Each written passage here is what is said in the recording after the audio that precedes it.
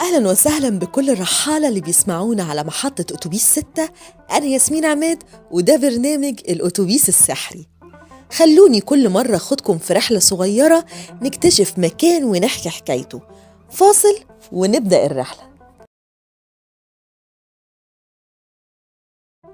ورجعنا تاني بعد الفاصل وانتوا لسه بتسمعوني. أنا ياسمين عماد ومحطة أتوبيس 6 في برنامج الأتوبيس السحري. الرحلة النهاردة هتاخدنا مكان لا يمكن يخطر في بالك إن يكون ليه حكاية تاريخية. الخنكة.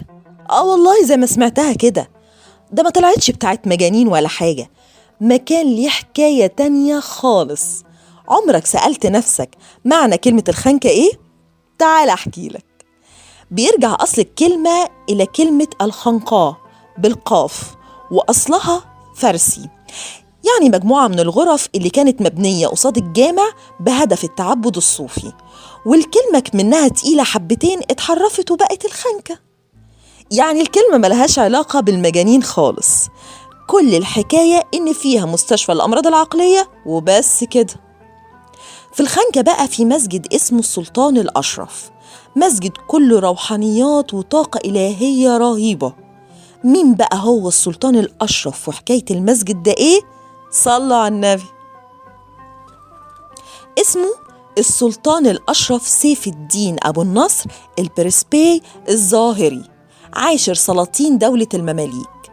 اتولد 1369 وتوفى 1438.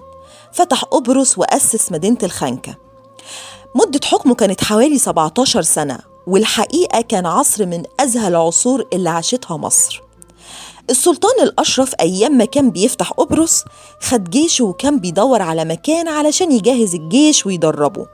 راح استقر في الخنكة، واللي كان وقتها مليانة بالصوفيين، واستعان بيهم السلطان إنهم يدعوا ربنا إن يتم الفتح ده على خير. وقال السلطان الأشرف لو تم الفتح ده هبني جامع كبير ومسأل المية علشان كل عابر سبيل يشرب منه. وقد كان.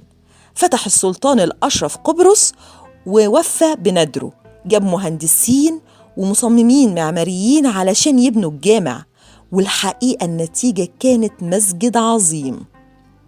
قدام المسجد بقى كان في ساحة كبيرة بيدخلها الشمس من كل النواحي، ومسأل المية كبير، حمامات معمولة بالرخام منفصلة عن المسجد، يمكن لحد دلوقتي باقي منها شوية عواميد وحاجات كده تقول إن كان هنا في حاجة. عواميد المسجد بقى كان عليها نقوش من كنايس قبرص، وفي هناك مكتبة كبيرة قوي بتضم مجموعة كتب كانت متألفة في العصر ده. الغريب بقى إن في تحت الأرض على بعد 4 متر سراديب ودار حواليها حكاوي كتير قوي. في ناس قالت إنها كانت معمولة عشان تبقى نفق توصل للحسين، وناس تانية قالت دي كانت مجرد مخازن مية بس، وفي أقاويل تانية قالت إنها كانت معمولة عشان تبقى محراب للعبادة. وانت برأيك السراديب دي لإيه؟ خلصت رحلتنا ورجعنا بأتوبيس 6 للمحطة تاني. استنوني أنا ياسمين عماد ورحلة جديدة في الأتوبيس السحري. دمتم بألف خير.